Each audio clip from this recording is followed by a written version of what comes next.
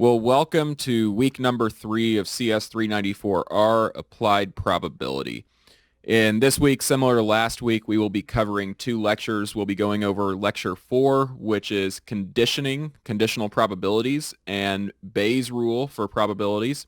And then in lecture 5, which will be a relatively short lecture, we'll go over the concept of independence. So this is the last 2 segments of content that we will be covering before we head into our first exam of the semester. So we will have a week in between the conclusion of this material and the start of the exam, in which we'll start covering content for exam 2.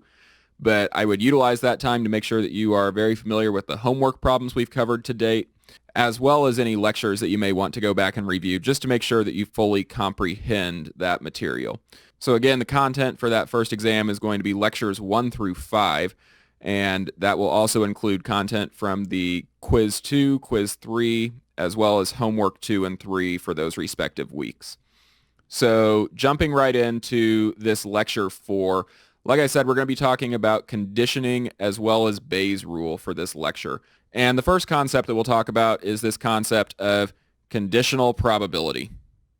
And conditional probability is really just a way to say, how can I update my model? How can I update my predictions based on new information? As I receive more information, I want to be able to utilize that in a probabilistic system to make better estimates.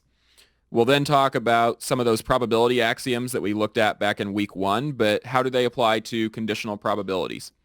After that, we'll start looking at some multi-stage models, and this is where things will start to look a lot more like the real world, where we have conditions and false positives and true negatives and other terms that we'll introduce in this section. We'll also talk about the multiplication rule, which we've utilized already just implicitly, but actually coming back to how does it stand up? How do we get there?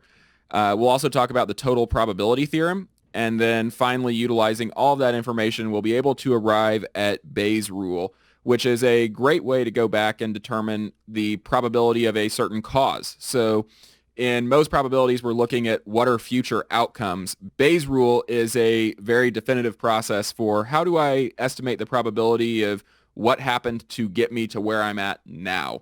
So taking probability and looking back in the past and looking into causality. So hopefully you guys are looking forward to these 2 lectures. I know that I am, so let's go ahead and get started.